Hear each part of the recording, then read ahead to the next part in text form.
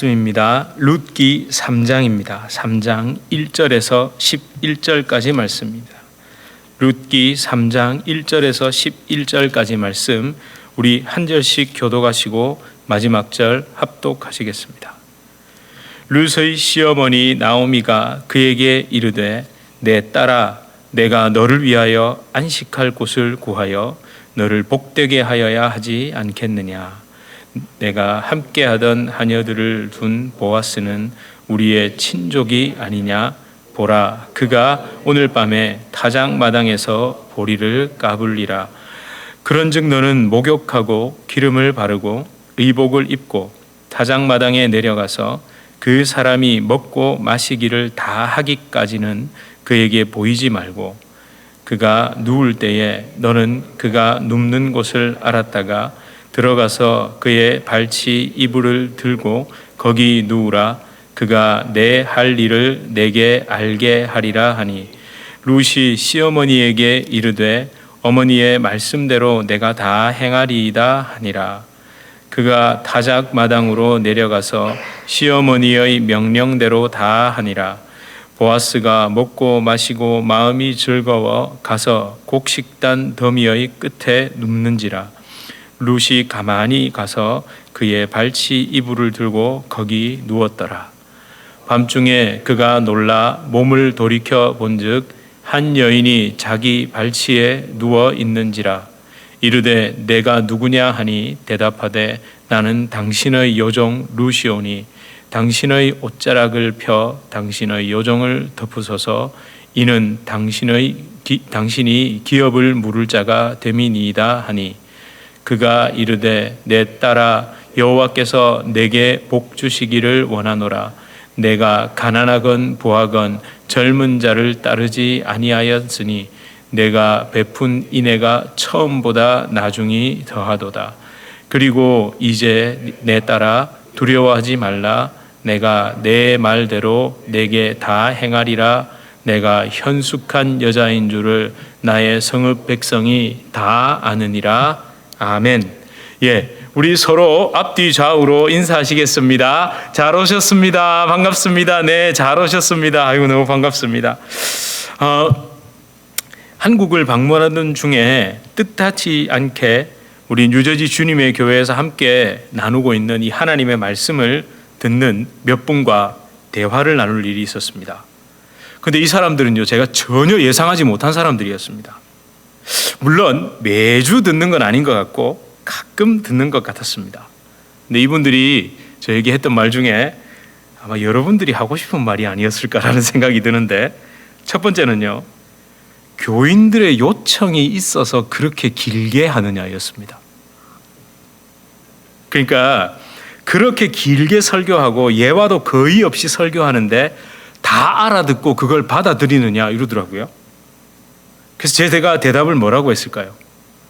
교인들의 요청은 아니죠. 요청 아닙니다. 그 요청 아니라 그랬습니다. 하다 보니까 그렇게 됐다고 했습니다. 그리고 별 말씀을 안 하시는 거 보니까 다 알아들은 거, 들으시는 것 같다고 제가 그렇게 대답을 했습니다. 맞나요?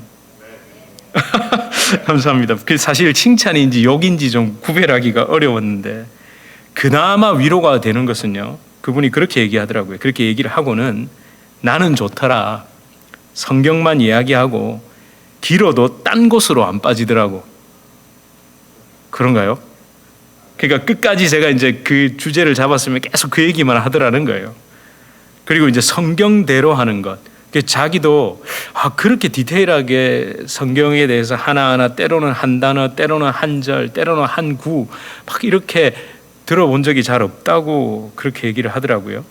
물론 제가 이 말을 들었다고 착각하지는 않겠습니다. 두 번째는요, 저에게 이렇게 말했습니다. 나누고 싶은 게 정말 많은데 여러 가지 제약 때문에 다 못 전하는 제가 그걸 너무너무 안타까워하는 게 느껴지더래요. 이렇게 들으시는 분이 제가 너무너무 나누고 싶은 게 정말 많은데 그걸 다 말 못해가지고 안타까워하는 모습이 보인다고. 결국 그런데 여러분, 이 두 가지 의견을 종합해보면 딱 뭘까요? 길다입니다. 그러니까 여러분들의 마음을 대변해 주는 거죠. 근데 여러분 따지고 보면 저 그렇게 길게 하지는 않는 것 같아요. 그러니까 설교만을 딱 놓고 보면 사실 뒤에 찬양이 있고 기도가 있으니까 조금 이제 영상이로 하면 한 50분, 조금 뭐 짧으면 40분대 후반 뭐 이런 거지 그렇게 길다고는 생각 안 해봤는데 그래도 여러분 조심하겠습니다. 주의하겠습니다. 제가 전부 다 말하려는 욕심을 좀 버리겠습니다. 지나치게 길지 않도록 조심하고 사실 매주 그렇게 다짐하거든요. 그런데 말씀을 묵상하고 연구하고 기도하다 보면 잘 안 됩니다. 때로는 하나님께서 저를 막 밀어붙이시는 것을 느낄 때도 있고 하나님의 안타까운 마음과 또 은혜 베푸시려는 마음이 저를 참 진두르기도 하고요. 그리고 무엇보다 성경을 단편적으로 한 절씩 떼가지고 잘못 이해하고 있는 경우가 너무 많으니까요. 그래서 제가 잘 될지는 모르겠지만 오늘도 길어지지 않도록 조심하겠습니다. 그래서 대충 하는 게 아니라요. 두 부문으로 나눴습니다. 오늘 제목이 뭡니까? 이불. 다행이네요. 또 이불 이러면 곤란합니다. $2 이러면 곤란합니다. 집사람이 보자마자 이불 이게 뭐냐고 이러더라고요. 이불. 강렬하게 또 집에 가서 이불 사시고 이러면 곤란합니다. 여러분 다음 주는 제가 발치로 하겠습니다. 이빨 뽑는 거 아닙니다. 네? 아니지. 아무튼 여러분 이불 제목은 이불입니다. 여러분 룻기 2장과 3장 사이의 시간 간격은 약 어느 정도요? 2개월 정도라고 지난주에 말씀드렸습니다. 보리 추수와 밀 추수까지 약 7주 정도의 시간이 흘러야 되기 때문에 그렇습니다. 그 시간 동안 룻은요 변함없이 떠나지 말아야 할 밭이었던 보아스의 밭에서 이삭을 주었습니다. 성실하게 착실하게 이삭을 주었습니다. 주운 이삭으로 시어머니 나오미와 함께 줄인 배를 채웠습니다. 그렇게 어느 날 추수를 다 마친 어느 날 나오미가 입을 열었습니다. 그 내용이 바로 1절에서 4절이죠. 다시 한번 읽어보실까요? 우리 함께 보겠습니다. 1절에서 4절입니다. 시작. 룻의 시어머니 나오미가 그에게 이르되 내 딸아 내가 너를 위하여 안식할 곳을 구하여 너를 복되게 하여야 하지 않겠느냐? 내가 함께하던 하녀들을 둔 보아스는 우리의 친족이 아니냐? 보라, 그가 오늘 밤에 타작마당에서 보리를 가불리라.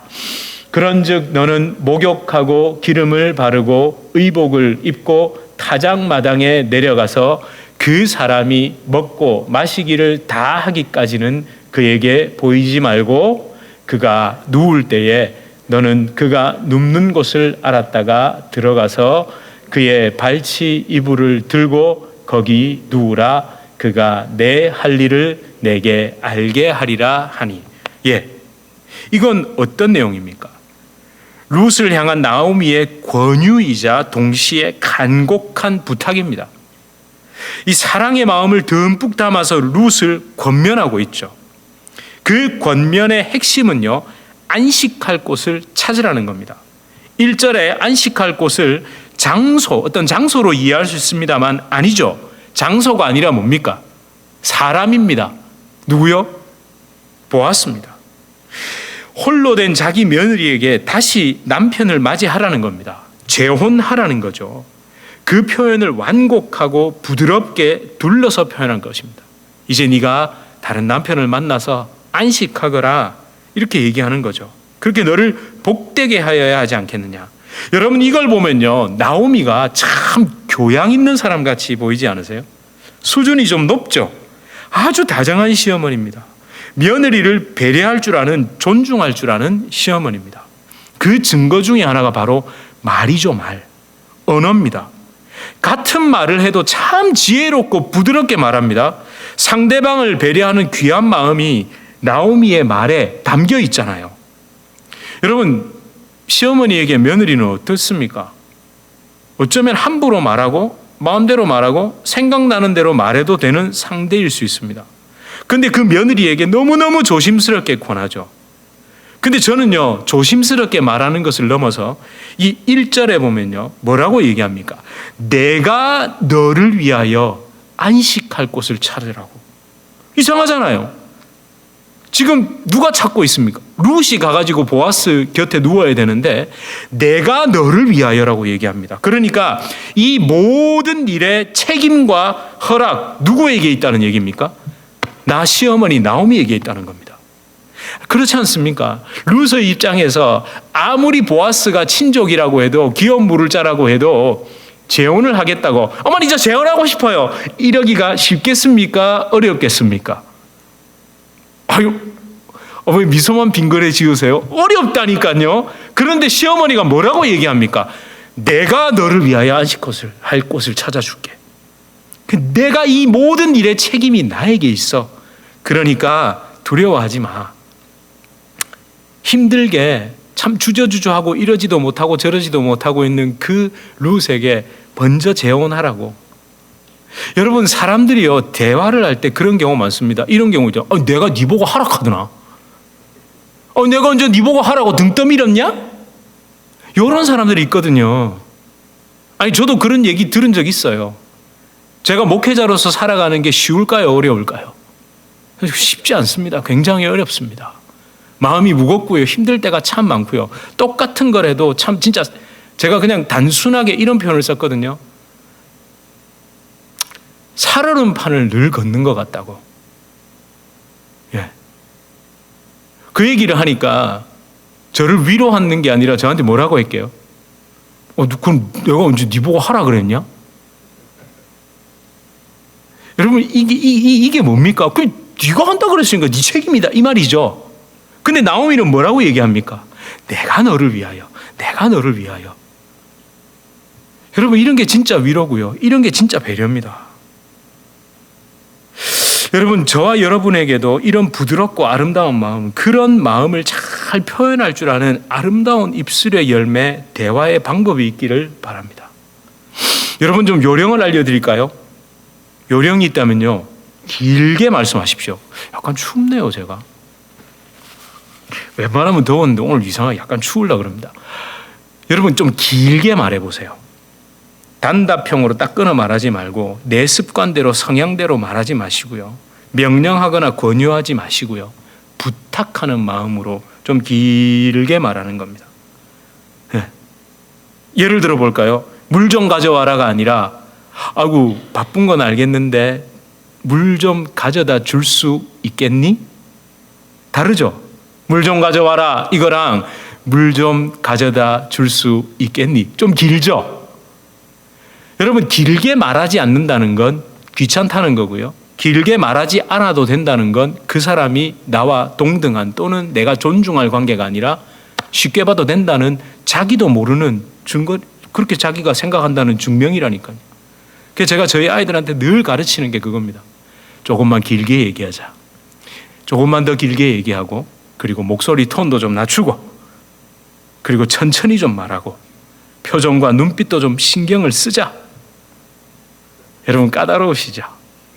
그냥 막 하면 되는데, 근데 여러분, 내가 어려운 상대한테는 그렇게 까다롭게 하시잖아요. 내가 좀 귀하게 해야 될 분한테는 몇 번을 생각하고 말하고 길게 쓰고 길게 하시잖아요. 그죠? 하잖아요.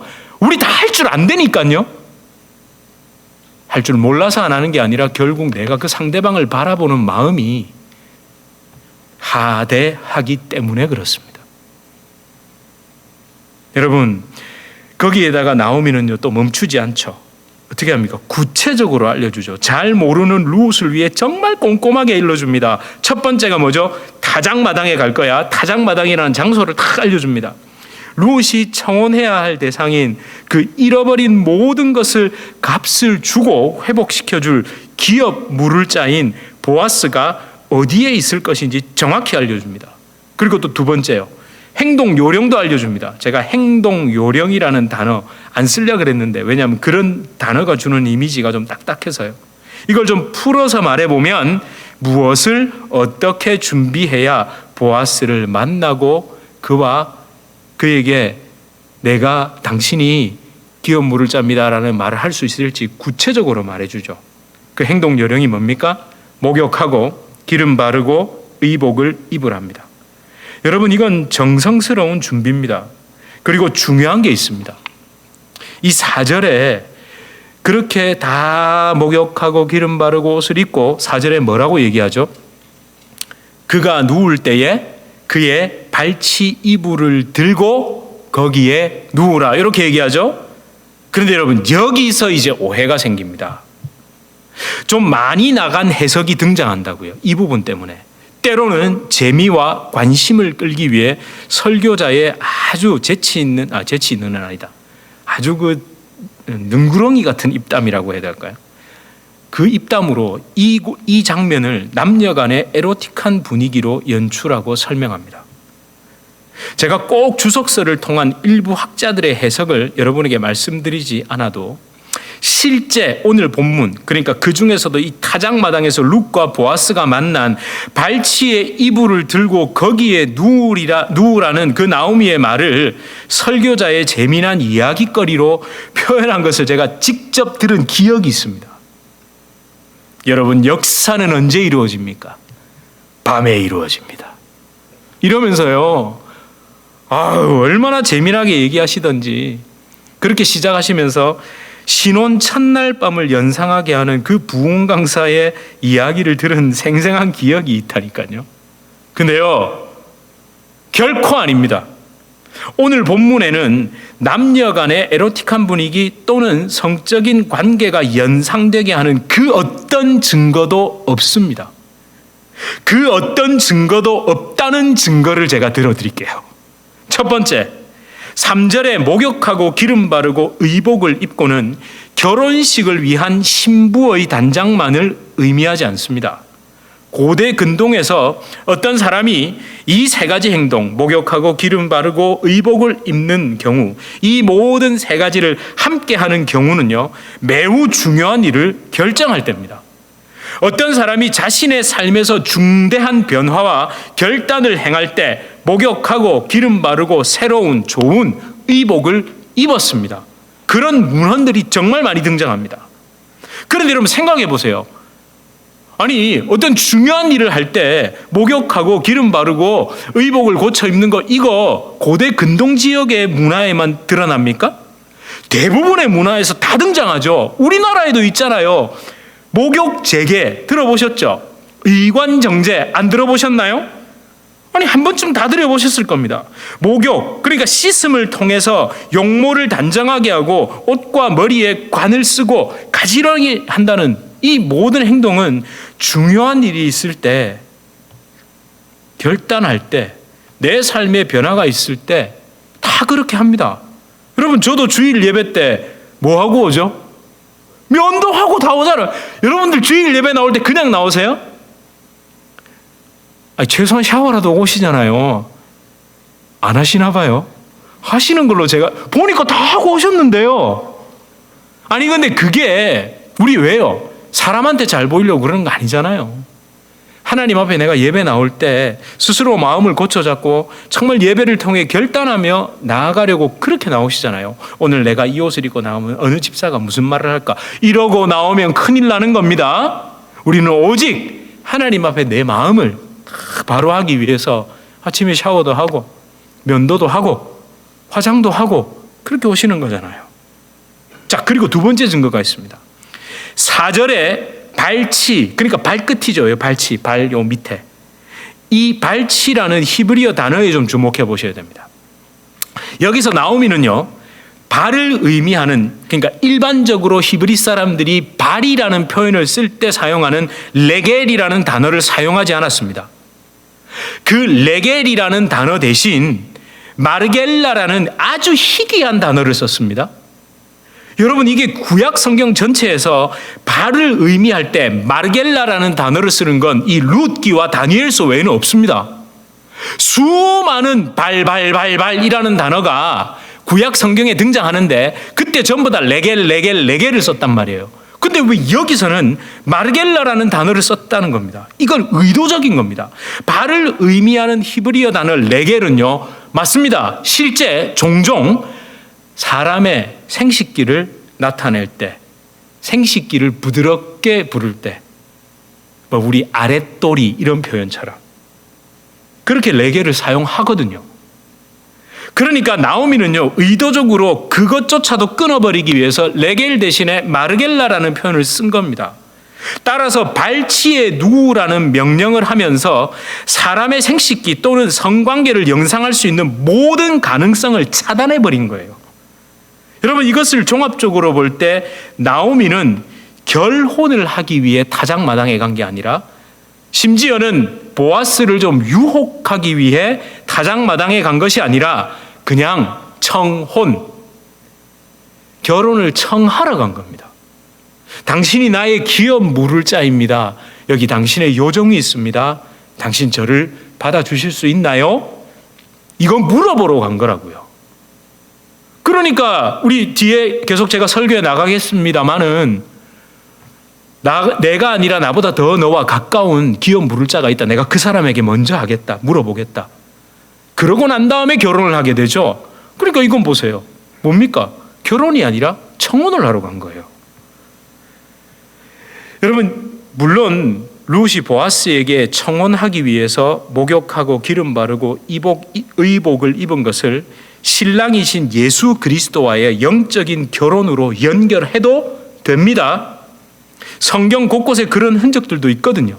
특히 요한계시록 21장 2절에 보면 신부가 남편을 위하여 단장한 것 같더라는 그 예수 그리스도와 성도들의 영적 결혼에 대해 직접적으로 언급하고 이걸 연결할 수 있습니다. 하지만 오늘은 제가 어디에 집중했다고요? 결혼보다는 청혼, 그 관점에서 오늘 신부인 성도들과 신랑이신 예수 그리스도와의 영적 결혼에 대해서는 강조하지 않고 그것과는 제가 연결하지 않겠다는 거죠.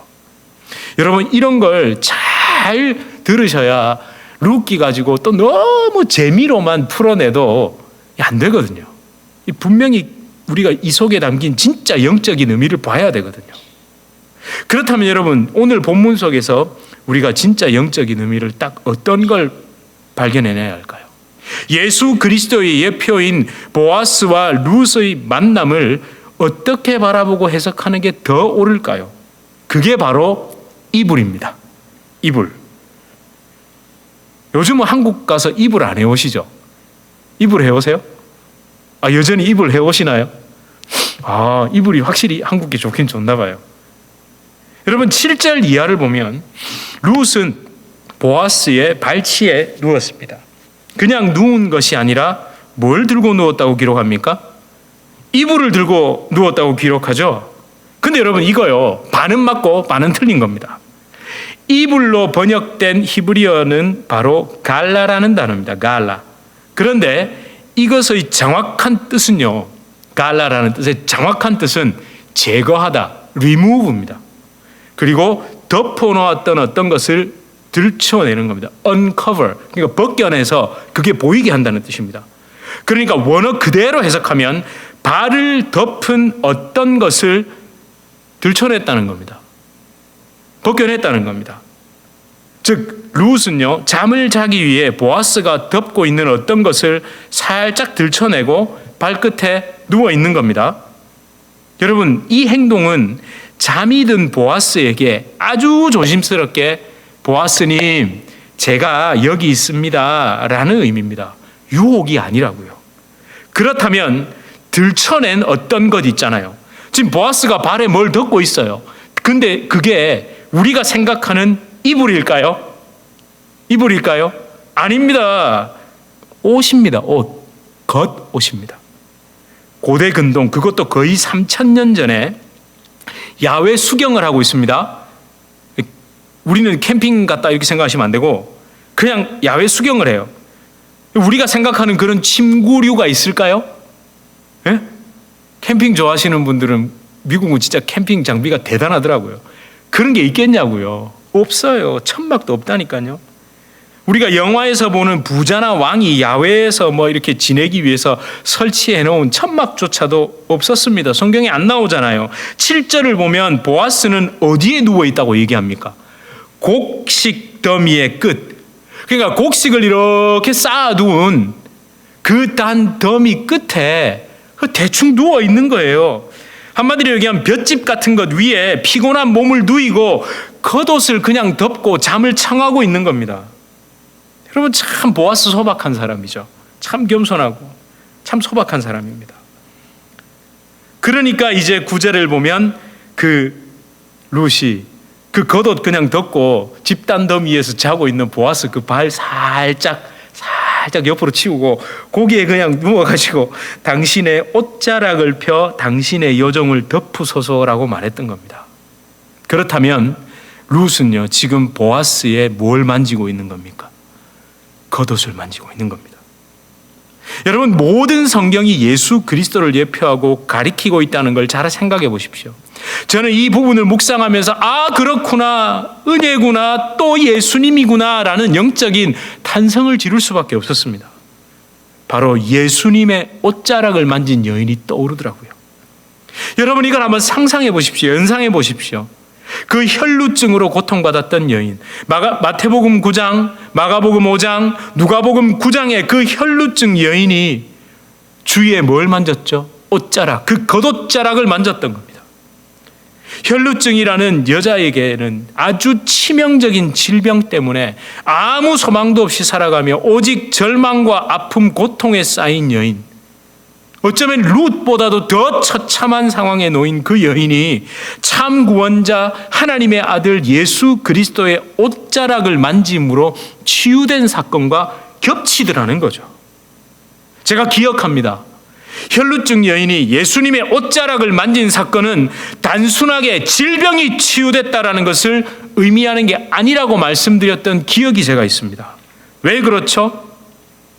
여러분, 고대 근동 지역에서, 이스라엘 지역에서 외간 여자가 외간 남자의 옷을 만지는 순간 어떻게 되는 줄 아세요? 잘못하면 돌 맞습니다. 잘못하면 그 남자를 유혹한 것으로 되고요. 잘못하면 매춘부 취급당한다고요. 그렇다면 그 여인이 예수님의 옷을 만진 게 어떤 의미라고 제가 설명드렸어요. 기억 안 나세요? 예수님이 친족인 거예요. 예수님이 나의 남편이 되는 거고, 예수님이 나의 기업 물을 자가 되는 겁니다. 여러분, 따라서 룻이 보아스의 옷자락을 들추고 그 발 아래에 누울 수 있었던 이유는 한 가지입니다. 보아스가 기업 물을 자이기 때문에. 보아스가 만약 거기에서 청혼을 거절하고 아니 이게 뭐하는 짓이야 이러는 순간 그 여인은 매춘부 취급을 당한다고요. 근데 그 담대한 믿음이 있었던 거예요. 보아스는 기업 물을 자 중에 한 명으로 나의 남편이 될 수 있는 사람이기 때문에 담대하게 그러나 조심스럽게 보아스가 발까지 덮고 있었던 이불, 아니 그 겉옷, 그 옷자락을 들추고 발 아래에 누울 수 있었던 겁니다. 여러분, 이런 룻의 결단과 행동을 본 보아스는 그 10절에서 그녀의 성실함, 순수함, 그 정절을 인정하고 칭찬하죠. 그리고 11절로 다른 사람을 통해서 다른 사람들의 오해, 제가 아까 말씀드렸죠. 본인이 그걸 허락하지 않으면, 특히 친족이라야 허락되자는 거잖아요. 친족이 아닌데 내 옷자락 만졌어? 그 내 곁에 누워? 이러면 그건 진짜 매춘이거든요. 나중에 호세아서 보세요. 호세아서 보면 타작마당에서 매춘을 한다라는 그 표현이 있습니다. 그건 제가 다음 주에 좀 설명드릴게요. 그러니까 그게 보세요. 그 11절로 다른 사람들이 매춘 혹은 그런 유혹이라고 손가락질할까 봐 그렇게 두려워하는 룻을 안심시키죠. 여러분, 보아스 진짜 좋은 사람입니다. 깊은 배려심 있는 사람이고 남의 마음, 그 연약한 사람의 상황을 헤아릴 줄 아는 신중한 사람입니다. 여러분, 꼭 이런 사람 되십시오. 꼭 이런 사람 되시고 그저 나 중심적으로 생각하고 판단하는 그런 삶에서 우리 다 떠나야 됩니다. 여러분, 제가 설교 좀 마무리하고 싶은데요. 여러분, 저와 여러분, 교회는 어떤 곳이죠? 성도는 어떤 마음의 자세로 교회에 나와야 합니까? 룻의 마음으로 나와야 됩니다. 당신의 옷자락을 펴 여종을 덮으소서라는 은혜, 그 십자가 은혜만을 갈망하고 갈구하는 마음으로 나와야 합니다. 교회는요, 자기가 못다 이룬 어떤 것을 이루고 채우기 위해 종교생활하러 나오는 곳이 아닙니다. 이렇게 열심히 하면 하나님이 마침내 나에게 복을 베풀어 주시겠지라는 이런 생각 가지고 나오는 것이 아닙니다. 심지어 사람 만나러 친교하려 또 사역과 섬김이라는 이름으로 자기 자신의 어떠함을 드러내러 나오는 것은 더더욱 아닙니다. 여러분, 교회는요, 오직 예수님 만나러 예수님 없으면 죽음, 절망, 저주, 아픔, 고통에서 절대 벗어날 수 없는 존재라는 절박한 심정으로 나와야 됩니다. 여러분, 우리에게 그 절박함이 있죠. 절박함이 있다고 저는 믿습니다. 여러분, 가려졌을 뿐 예수님 없으면 큰일 날 뻔했다라는 그 절박함. 아니, 어쩌면요, 익숙해서 그렇습니다. 아이들이 왜 좀 험한 곳에 가가지고 캠핑을 하든 뭐들 하든 하고 난 다음에 집에 돌아오면 막 엄마를 괜히 끌어안고 뭐 엄마 보고 싶었어요 뭐 이래서 그러잖아요. 나가보니 집 떠나면 개고생이다라는 걸 체험하고 나니까 집에 오니까 절박한 거예요. 그런데 이틀만 지나보세요. 원상태로 돌아가죠. 어쩌면 우리도요, 익숙해져서 그런 거예요. 사실 여러분 다 절박함이 있습니다. 그래서 제가 하고 싶은 게 뭔지 아세요? 그 절박함을 매주 어떻게든 다시 회복시켜드리고 싶은 거예요. 여러분, 우리에게 절박함이 사라진 이유, 어쩌면요, 살만해서 그렇습니다. 예수 안 찾아도 먹고 살만하고요, 뭐 그럭저럭 견딜만 하니까 그런 겁니다. 그거 아니라도 되거든요. 근데 그거 아니면 안 된다라는 마음, 예수님 아니면 안 된다라는 마음, 우리에게서 회복해야 되잖아요. 예? 막 밖에 나가서 또 하다 보면 좀 무뎌지면 아이고 오늘 또 와가지고 나는 예수를 향한 그 절박함이 회복돼야 돼. 여러분, 하나님을 떠나 모든 것을 잃어버린 나를 회복시키시는 진정한 기업 물을 자이신 예수님의 옷자락을 만지러 그 은혜의 날개를 펼쳐 나를 덮어주실 것을 간구하며 이 자리에 나와야 합니다. 그렇게 십자가 은혜에 덮이다 못해 녹아내리십시오. 냉랭하게 얼어붙은 내가 물처럼 완전히 녹아내리기 위해 이 자리에 오십시오. 저는요, 여러분들이 교회에 이런저런 불만이 있을 수도 있습니다. 교회가 왜 저래? 교회는 뭐 막 이럴 수도 있거든요. 근데 예수님 때문에 그냥 다 녹아내리셨으면 좋겠습니다.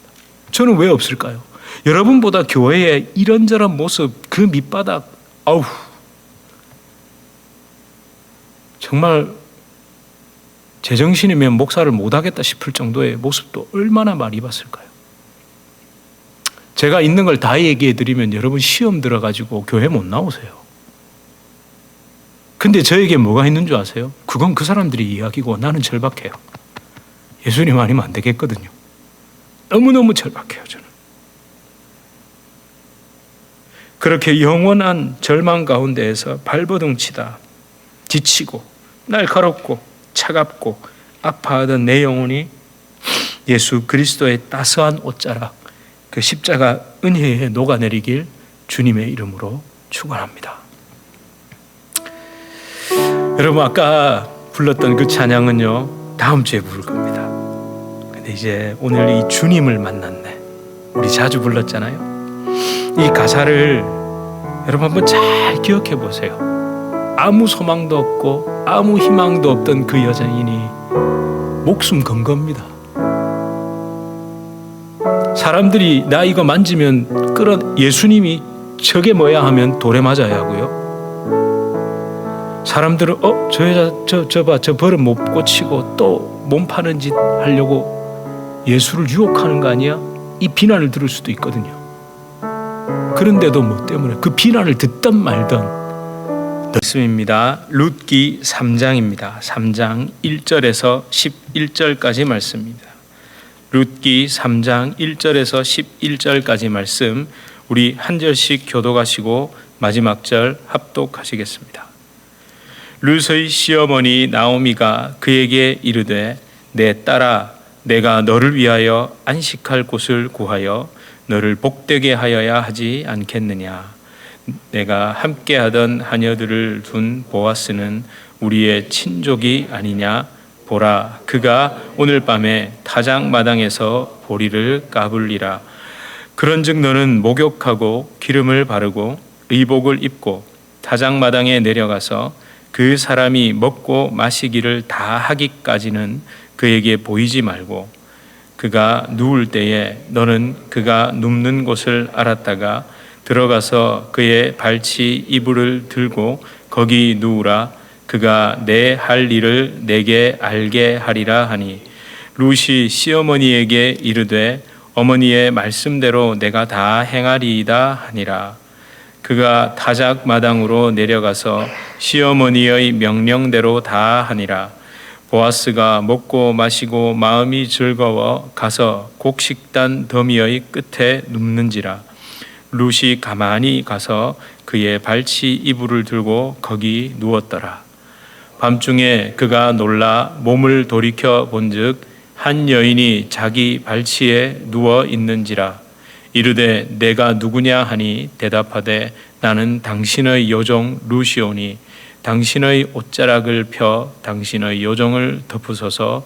이는 당신이 기업을 물을 자가 됨이니이다 하니 그가 이르되 내 딸아 여호와께서 내게 복 주시기를 원하노라.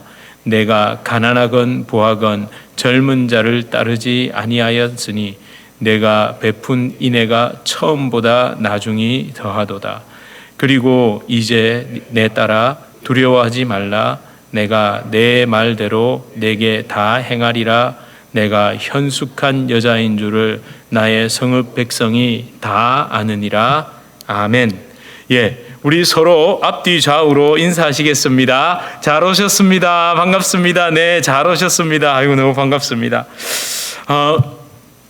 한국을 방문하던 중에 뜻하지 않게 우리 뉴저지 주님의 교회에서 함께 나누고 있는 이 하나님의 말씀을 듣는 몇 분과 대화를 나눌 일이 있었습니다.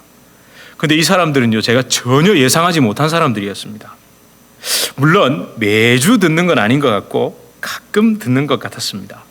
근데 이분들이 저에게 했던 말 중에 아마 여러분들이 하고 싶은 말이 아니었을까라는 생각이 드는데, 첫 번째는요, 교인들의 요청이 있어서 그렇게 길게 하느냐였습니다. 그러니까 그렇게 길게 설교하고 예화도 거의 없이 설교하는데 다 알아듣고 그걸 받아들이느냐 이러더라고요. 그래서 제가 대답을 뭐라고 했을까요? 교인들의 요청은 아니죠. 요청 아닙니다. 그 요청 아니라 그랬습니다. 하다 보니까 그렇게 됐다고 했습니다.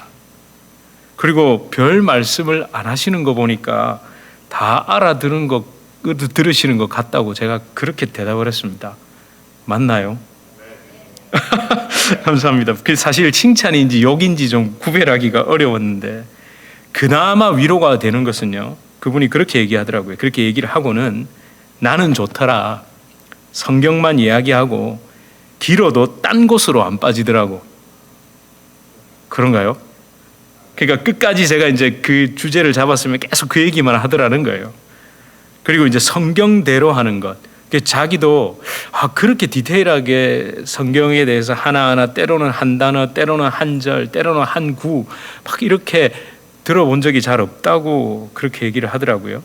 물론 제가 이 말을 들었다고 착각하지는 않겠습니다. 두 번째는요, 저에게 이렇게 말했습니다. 나누고 싶은 게 정말 많은데 여러 가지 제약 때문에 다 못 전하는 제가 그걸 너무너무 안타까워하는 게 느껴지더래요. 이렇게 들으시는 분이 제가 너무너무 나누고 싶은 게 정말 많은데 그걸 다 말 못해가지고 안타까워하는 모습이 보인다고. 결국 그런데 여러분, 이 두 가지 의견을 종합해보면 딱 뭘까요? 길다입니다. 그러니까 여러분들의 마음을 대변해 주는 거죠. 근데 여러분 따지고 보면 저 그렇게 길게 하지는 않는 것 같아요. 그러니까 설교만을 딱 놓고 보면 사실 뒤에 찬양이 있고 기도가 있으니까 조금 이제 영상이로 하면 한 50분, 조금 뭐 짧으면 40분대 후반 뭐 이런 거지, 그렇게 길다고는 생각 안 해봤는데, 그래도 여러분 조심하겠습니다. 주의하겠습니다. 제가 전부 다 말하려는 욕심을 좀 버리겠습니다. 지나치게 길지 않도록 조심하고, 사실 매주 그렇게 다짐하거든요. 그런데 말씀을 묵상하고 연구하고 기도하다 보면 잘 안 됩니다. 때로는 하나님께서 저를 막 밀어붙이시는 것을 느낄 때도 있고, 하나님의 안타까운 마음과 또 은혜 베푸시려는 마음이 저를 참 진두르기도 하고요. 그리고 무엇보다 성경을 단편적으로 한 절씩 떼가지고 잘못 이해하고 있는 경우가 너무 많으니까요. 그래서 제가 잘 될지는 모르겠지만 오늘도 길어지지 않도록 조심하겠습니다. 그래서 대충 하는 게 아니라요, 두 부문으로 나눴습니다. 오늘 제목이 뭡니까? 이불. 다행이네요. 또 이불 이러면 곤란합니다. $2 이러면 gon란합니다. 집사람이 보자마자 이불 이게 뭐냐고 이러더라고요. 이불. 강렬하게 또 집에 가서 이불 사시고 이러면 곤란합니다. 여러분, 다음 주는 제가 발치로 하겠습니다. 이빨 뽑는 거 아닙니다. 네? 알겠죠? 아무튼 여러분, 이불, 제목은 이불입니다. 여러분, 룻기 2장과 3장 사이의 시간 간격은 약 어느 정도요? 2개월 정도라고 지난주에 말씀드렸습니다. 보리 추수와 밀 추수까지 약 7주 정도의 시간이 흘러야 되기 때문에 그렇습니다. 그 시간 동안 룻은요, 변함없이 떠나지 말아야 할 밭이었던 보아스의 밭에서 이삭을 주었습니다. 성실하게 착실하게 이삭을 주었습니다. 주운 이삭으로 시어머니 나오미와 함께 줄인 배를 채웠습니다. 그렇게 어느 날 추수를 다 마친 어느 날 나오미가 입을 열었습니다. 그 내용이 바로 1절에서 4절이죠. 다시 한번 읽어보실까요? 우리 함께 보겠습니다. 1절에서 4절입니다. 시작. 룻의 시어머니 나오미가 그에게 이르되 내 딸아 내가 너를 위하여 안식할 곳을 구하여 너를 복되게 하여야 하지 않겠느냐? 내가 함께하던 하녀들을 둔 보아스는 우리의 친족이 아니냐? 보라, 그가 오늘 밤에 타작마당에서 보리를 가불리라. 그런즉 너는 목욕하고 기름을 바르고 의복을 입고 타작마당에 내려가서 그 사람이 먹고 마시기를 다 하기까지는 그에게 보이지 말고 그가 누울 때에 너는 그가 눕는 곳을 알았다가 들어가서 그의 발치 이불을 들고 거기 누우라. 그가 내 할 일을 내게 알게 하리라 하니. 이건 어떤 내용입니까? 룻을 향한 나오미의 권유이자 동시에 간곡한 부탁입니다. 이 사랑의 마음을 듬뿍 담아서 룻을 권면하고 있죠. 그 권면의 핵심은요, 안식할 곳을 찾으라는 겁니다. 1절에 안식할 곳을 어떤 장소로 이해할 수 있습니다만 아니죠. 장소가 아니라 뭡니까? 사람입니다. 누구요? 보았습니다. 홀로 된 자기 며느리에게 다시 남편을 맞이하라는 겁니다. 재혼하라는 거죠. 그 표현을 완곡하고 부드럽게 둘러서 표현한 것입니다. 이제 네가 다른 남편을 만나서 안식하거라, 이렇게 얘기하는 거죠. 그렇게 너를 복되게 하여야 하지 않겠느냐. 여러분, 이걸 보면요, 나오미가 참 교양 있는 사람 같이 보이지 않으세요? 수준이 좀 높죠. 아주 다정한 시어머니입니다. 며느리를 배려할 줄 아는, 존중할 줄 아는 시어머니입니다. 그 증거 중에 하나가 바로 말이죠. 언어입니다. 같은 말을 해도 참 지혜롭고 부드럽게 말합니다. 상대방을 배려하는 귀한 마음이 나오미의 말에 담겨 있잖아요. 여러분, 시어머니에게 며느리는 어떻습니까? 어쩌면 함부로 말하고 마음대로 말하고 생각나는 대로 말해도 되는 상대일 수 있습니다.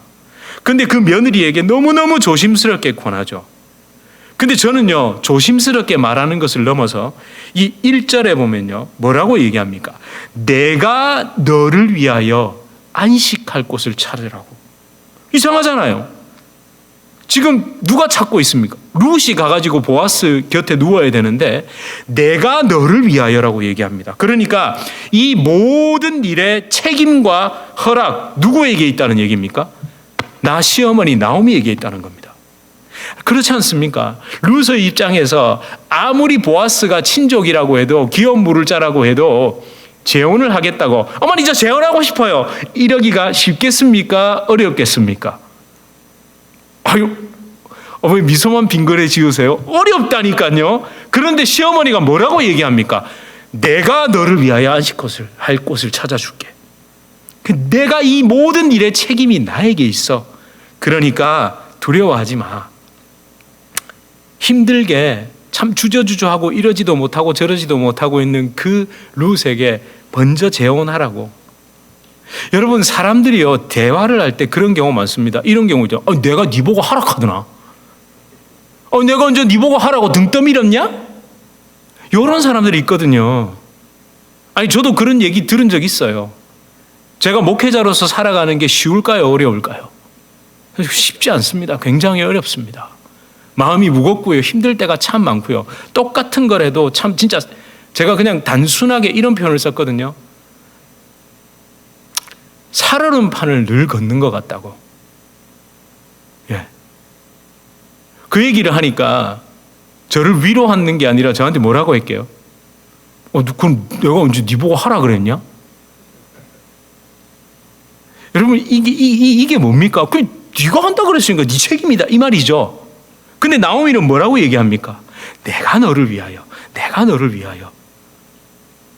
여러분 이런 게 진짜 위로고요. 이런 게 진짜 배려입니다. 여러분 저와 여러분에게도 이런 부드럽고 아름다운 마음, 그런 마음을 잘 표현할 줄 아는 아름다운 입술의 열매, 대화의 방법이 있기를 바랍니다. 여러분 좀 요령을 알려드릴까요? 요령이 있다면요, 길게 말씀하십시오. 약간 춥네요 제가. 웬만하면 더웠는데 오늘 이상하게 약간 추우려고 그럽니다. 여러분 좀 길게 말해보세요. 단답형으로 딱 끊어 말하지 말고 내 습관대로 성향대로 말하지 마시고요. 명령하거나 권유하지 마시고요. 부탁하는 마음으로 좀 길게 말하는 겁니다. 예를 들어 볼까요? 물 좀 가져와라가 아니라 아이고 바쁜 건 알겠는데 물 좀 가져다 줄 수 있겠니? 다르죠? 물 좀 가져와라 이거랑 물 좀 가져다 줄 수 있겠니? 좀 길죠? 여러분 길게 말하지 않는다는 건 귀찮다는 거고요. 길게 말하지 않아도 된다는 건 그 사람이 나와 동등한 또는 내가 존중할 관계가 아니라 쉽게 봐도 된다는 자기도 모르는 증거, 그렇게 자기가 생각한다는 증명이라니까요. 그래서 제가 저희 아이들한테 늘 가르치는 게 그겁니다. 조금만 길게 얘기하자. 조금만 더 길게 얘기하고 그리고 목소리 톤도 좀 낮추고 그리고 천천히 좀 말하고 표정과 눈빛도 좀 신경을 쓰자. 여러분 까다로우시죠? 그냥 막 하면 되는데 근데 여러분 내가 어려운 상대한테는 그렇게 까다롭게 하시잖아요. 내가 좀 귀하게 해야 될 분한테는 몇 번을 생각하고 말하고 길게 쓰고 길게 하시잖아요. 그죠? 하잖아요. 우리 다 할 줄 안 되니까요. 할 줄 몰라서 안 하는 게 아니라 결국 내가 그 상대방을 바라보는 마음이 하대하기 때문에 그렇습니다. 여러분 거기에다가 나오미는요 또 멈추지 않죠. 어떻게 합니까? 구체적으로 알려주죠. 잘 모르는 룻을 위해 정말 꼼꼼하게 일러줍니다. 첫 번째가 뭐죠? 타작마당에 갈 거야. 타작마당이라는 장소를 다 알려줍니다. 룻이 청혼해야 할 대상인 그 잃어버린 모든 것을 값을 주고 회복시켜줄 기업 물을 자인 보아스가 어디에 있을 것인지 정확히 알려줍니다. 그리고 또 두 번째요. 행동 요령도 알려줍니다. 제가 행동 요령이라는 단어 안 쓰려고 그랬는데 왜냐하면 그런 단어가 주는 이미지가 좀 딱딱해서요. 이걸 좀 풀어서 말해보면 무엇을 어떻게 준비해야 보아스를 만나고 그에게 내가 당신이 기업 물을 짭니다라는 말을 할 수 있을지 구체적으로 말해주죠. 그 행동 요령이 뭡니까? 목욕하고 기름 바르고 의복을 입으랍니다. 여러분 이건 정성스러운 준비입니다. 그리고 중요한 게 있습니다. 이 4절에 그렇게 다 목욕하고 기름 바르고 옷을 입고 4절에 뭐라고 얘기하죠? 그가 누울 때에 그의 발치 이불을 들고 거기에 누우라 이렇게 얘기하죠. 그런데 여러분 여기서 이제 오해가 생깁니다. 좀 많이 나간 해석이 등장한다고요. 이 부분 때문에. 때로는 재미와 관심을 끌기 위해 설교자의 아주 재치 있는은 아니다. 아주 그 능구렁이 같은 입담이라고 해야 될까요? 그 입담으로 이 장면을 남녀 간의 에로틱한 분위기로 연출하고 설명합니다. 제가 꼭 주석서를 통한 일부 학자들의 해석을 여러분에게 말씀드리지 않아도 실제 오늘 본문, 그러니까 그 중에서도 이 타작마당에서 룻과 보아스가 만난 발치의 이불을 들고 거기에 누우라는 그 나오미의 말을 설교자의 재미난 이야기거리로 표현한 것을 제가 직접 들은 기억이 있습니다. 여러분 역사는 언제 이루어집니까? 밤에 이루어집니다. 이러면서요, 얼마나 재미나게 얘기하시던지 그렇게 시작하시면서 신혼 첫날 밤을 연상하게 하는 그 부흥 강사의 이야기를 들은 생생한 기억이 있다니까요. 근데요 결코 아닙니다. 오늘 본문에는 남녀 간의 에로틱한 분위기 또는 성적인 관계가 연상되게 하는 그 어떤 증거도 없습니다. 그 어떤 증거도 없다는 증거를 제가 들어드릴게요. 첫 번째, 3절에 목욕하고 기름 바르고 의복을 입고는 결혼식을 위한 신부의 단장만을 의미하지 않습니다. 고대 근동에서 어떤 사람이 이 세 가지 행동, 목욕하고 기름 바르고 의복을 입는 경우, 이 모든 세 가지를 함께 하는 경우는요, 매우 중요한 일을 결정할 때입니다. 어떤 사람이 자신의 삶에서 중대한 변화와 결단을 행할 때 목욕하고 기름 바르고 새로운 좋은 의복을 입었습니다. 그런 문헌들이 정말 많이 등장합니다. 그런데 여러분 생각해 보세요. 아니, 어떤 중요한 일을 할 때 목욕하고 기름 바르고 의복을 고쳐 입는 거, 이거 고대 근동 지역의 문화에만 드러납니까? 대부분의 문화에서 다 등장하죠. 우리나라에도 있잖아요. 목욕 재개 들어보셨죠? 의관정제 안 들어보셨나요? 아니, 한 번쯤 다 들어보셨을 겁니다. 목욕, 그러니까 씻음을 통해서 용모를 단정하게 하고 옷과 머리에 관을 쓰고 가지런히 한다는 이 모든 행동은 중요한 일이 있을 때, 결단할 때, 내 삶에 변화가 있을 때 다 그렇게 합니다. 여러분, 저도 주일 예배 때 뭐 하고 오죠? 면도하고 다 오잖아요. 여러분들 주일 예배 나올 때 그냥 나오세요? 아니, 최소한 샤워라도 오시잖아요.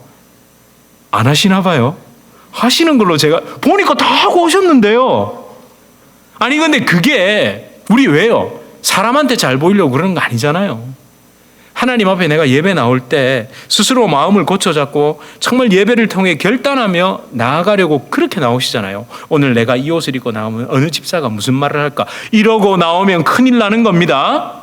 우리는 오직 하나님 앞에 내 마음을 바로 하기 위해서 아침에 샤워도 하고 면도도 하고 화장도 하고 그렇게 오시는 거잖아요.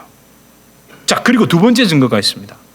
4절에 발치, 그러니까 발끝이죠. 발치, 발 요 밑에.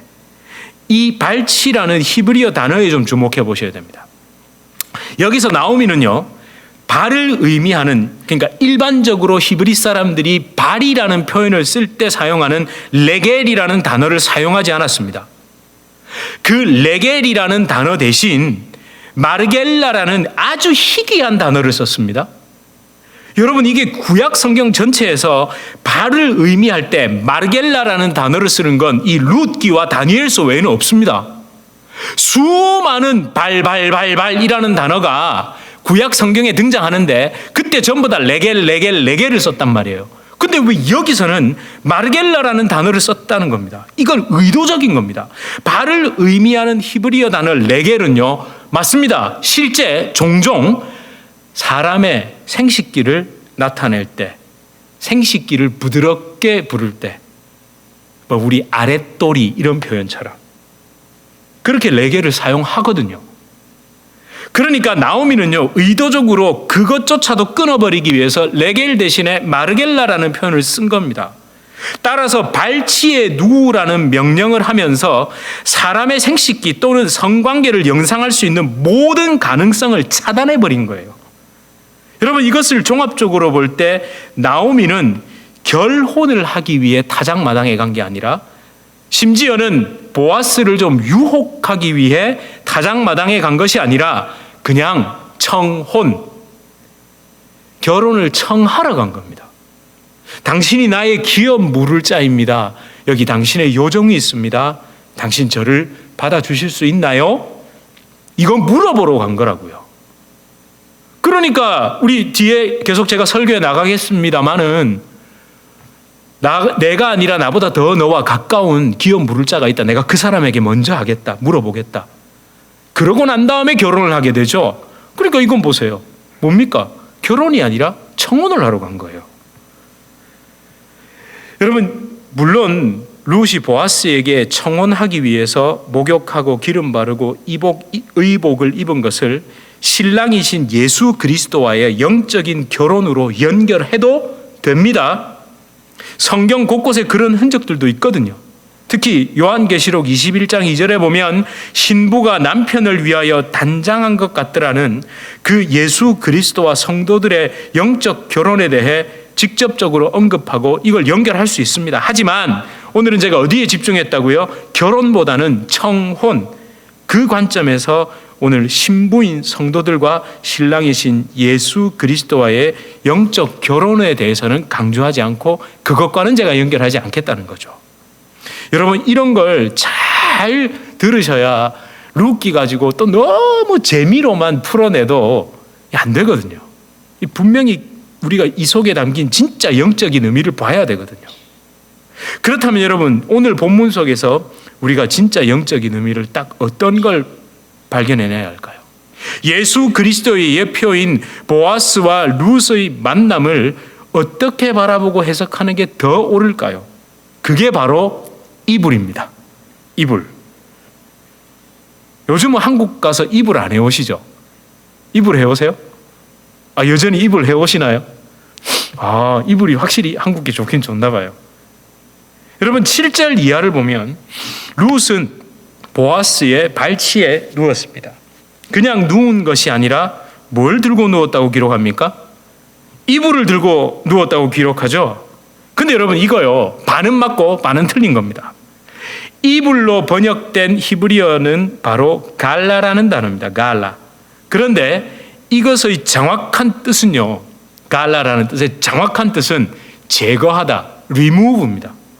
그리고 덮어놓았던 어떤 것을 들춰내는 겁니다. uncover, 그러니까 벗겨내서 그게 보이게 한다는 뜻입니다. 그러니까 원어 그대로 해석하면 발을 덮은 어떤 것을 들춰냈다는 겁니다. 벗겨냈다는 겁니다. 즉 룻은요, 잠을 자기 위해 보아스가 덮고 있는 어떤 것을 살짝 들춰내고 발끝에 누워 있는 겁니다.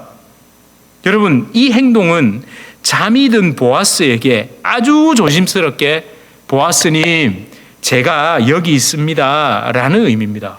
유혹이 아니라고요. 그렇다면 들춰낸 어떤 것 있잖아요. 지금 보아스가 발에 뭘 덮고 있어요. 근데 그게 우리가 생각하는 이불일까요? 이불일까요? 아닙니다. 옷입니다. 옷. 겉옷입니다. 고대 근동, 그것도 거의 3,000년 전에 야외 수경을 하고 있습니다. 우리는 캠핑 갔다 이렇게 생각하시면 안 되고 그냥 야외 수경을 해요. 우리가 생각하는 그런 침구류가 있을까요? 예? 캠핑 좋아하시는 분들은 미국은 진짜 캠핑 장비가 대단하더라고요. 그런 게 있겠냐고요. 없어요. 천막도 없다니까요. 우리가 영화에서 보는 부자나 왕이 야외에서 뭐 이렇게 지내기 위해서 설치해 놓은 천막조차도 없었습니다. 성경에 안 나오잖아요. 7절을 보면 보아스는 어디에 누워 있다고 얘기합니까? 곡식 더미의 끝. 그러니까 곡식을 이렇게 쌓아두은 그 단 더미 끝에 대충 누워 있는 거예요. 한마디로 얘기하면 볏짚 같은 것 위에 피곤한 몸을 누이고 겉옷을 그냥 덮고 잠을 청하고 있는 겁니다. 여러분, 참 보아스 소박한 사람이죠. 참 겸손하고 참 소박한 사람입니다. 그러니까 이제 9절을 보면 그 룻이 그 겉옷 그냥 덮고 집단 더미 위에서 자고 있는 보아스 그 발 살짝 옆으로 치우고 거기에 그냥 누워가지고 당신의 옷자락을 펴 당신의 여종을 덮으소서라고 말했던 겁니다. 그렇다면 룻은요, 지금 보아스의 뭘 만지고 있는 겁니까? 겉옷을 만지고 있는 겁니다. 여러분, 모든 성경이 예수 그리스도를 예표하고 가리키고 있다는 걸 잘 생각해 보십시오. 저는 이 부분을 묵상하면서 그렇구나, 은혜구나, 또 예수님이구나 라는 영적인 탄성을 지를 수밖에 없었습니다. 바로 예수님의 옷자락을 만진 여인이 떠오르더라고요. 여러분, 이걸 한번 상상해 보십시오. 연상해 보십시오. 그 혈루증으로 고통받았던 여인, 마태복음 9장, 마가복음 5장, 누가복음 9장의 그 혈루증 여인이 주위에 뭘 만졌죠? 옷자락, 그 겉옷자락을 만졌던 겁니다. 혈루증이라는 여자에게는 아주 치명적인 질병 때문에 아무 소망도 없이 살아가며 오직 절망과 아픔, 고통에 쌓인 여인, 어쩌면 룻보다도 더 처참한 상황에 놓인 그 여인이 참 구원자 하나님의 아들 예수 그리스도의 옷자락을 만짐으로 치유된 사건과 겹치더라는 거죠. 제가 기억합니다. 혈루증 여인이 예수님의 옷자락을 만진 사건은 단순하게 질병이 치유됐다라는 것을 의미하는 게 아니라고 말씀드렸던 기억이 제가 있습니다. 왜 그렇죠? 여러분, 고대 근동 지역에서, 이스라엘 지역에서 외간 여자가 외간 남자의 옷을 만지는 순간 어떻게 되는 줄 아세요? 잘못하면 돌 맞습니다. 잘못하면 그 남자를 유혹한 것으로 되고요. 잘못하면 매춘부 취급당한다고요. 그렇다면 그 여인이 예수님의 옷을 만진 게 어떤 의미라고 제가 설명드렸죠? 기억 안 나세요? 예수님이 친족인 거예요. 예수님이 나의 남편이 되는 거고, 예수님이 나의 기업 물을 자가 되는 겁니다. 여러분, 따라서 룻이 보아스의 옷자락을 들추고 그 발 아래에 누울 수 있었던 이유는 한 가지입니다. 보아스가 기업 물을 자이기 때문에. 보아스가 만약 거기에서 청혼을 거절하고 아니 이게 뭐하는 짓이야 이러는 순간 그 여인은 매춘부 취급을 당한다고요. 근데 그 담대한 믿음이 있었던 거예요. 보아스는 기업 물을 자 중에 한 명으로 나의 남편이 될 수 있는 사람이기 때문에 담대하게 그러나 조심스럽게 보아스가 발까지 덮고 있었던 이불 아니 그 겉옷 그 옷자락을 들추고 발 아래에 누울 수 있었던 겁니다. 여러분, 이런 룻의 결단과 행동을 본 보아스는 그 10절에서 그녀의 성실함, 순수함, 그 정절을 인정하고 칭찬하죠. 그리고 11절로 다른 사람을 통해서 다른 사람들의 오해, 제가 아까 말씀드렸죠. 본인이 그걸 허락하지 않으면 특히 친족이라야 허락되자는 거잖아요. 친족이 아닌데 내 옷자락 만졌어? 그 내 곁에 누워? 이러면 그건 진짜 매춘이거든요. 나중에 호세아서 보세요. 호세아서 보면 타작마당에서 매춘을 한다라는 그 표현이 있습니다. 그건 제가 다음 주에 좀 설명드릴게요.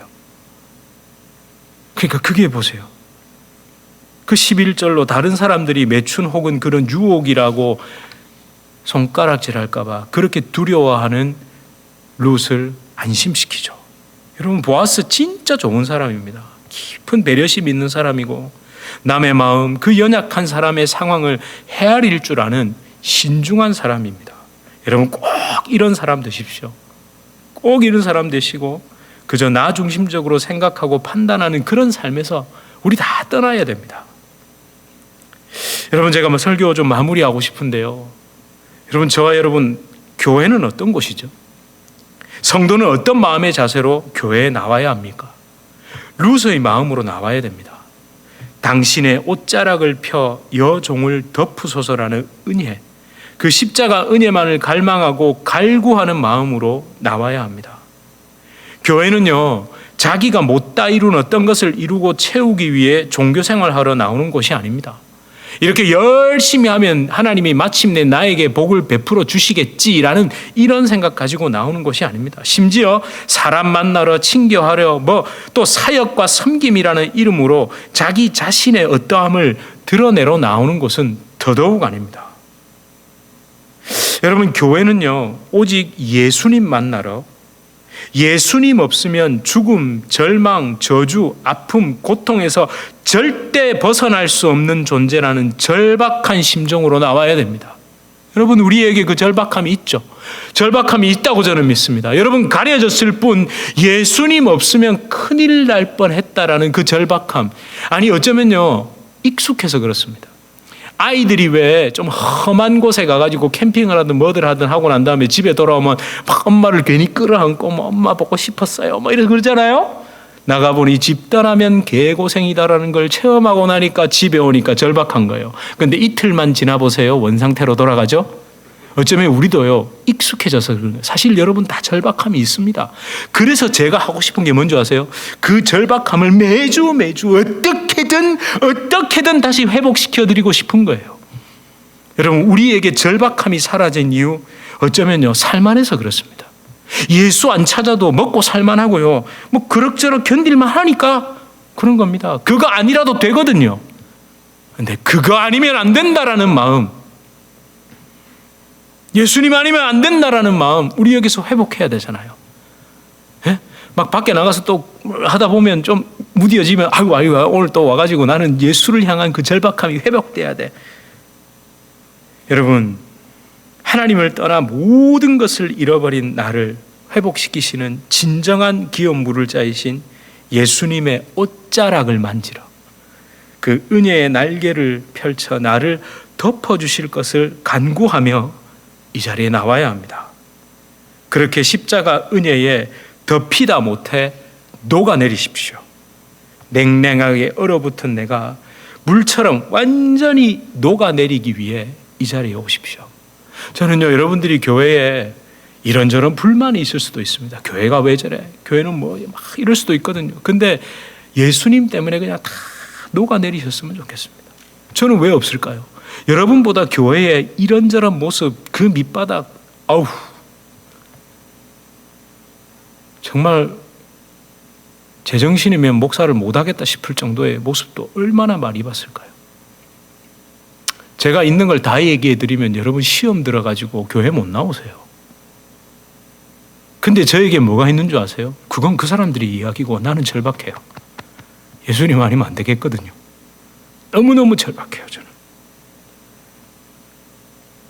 그렇게 영원한 절망 가운데에서 발버둥 치다 지치고 날카롭고 차갑고 아파하던 내 영혼이 예수 그리스도의 따스한 옷자락, 그 십자가 은혜에 녹아내리길 주님의 이름으로 축원합니다. 여러분, 아까 불렀던 그 찬양은요, 다음 주에 부를 겁니다. 근데 이제 오늘 이 주님을 만났네, 우리 자주 불렀잖아요. 이 가사를 여러분 한번 잘 기억해 보세요. 아무 소망도 없고 아무 희망도 없던 그 여자인이 목숨 건 겁니다. 사람들이 나 이거 만지면 예수님이 저게 뭐야 하면 돌에 맞아야 하고요. 사람들은 저 여자 저 버릇 못 고치고 또 몸 파는 짓 하려고 예수를 유혹하는 거 아니야? 이 비난을 들을 수도 있거든요. 그런데도 뭐 때문에 그 비난을 듣던 말던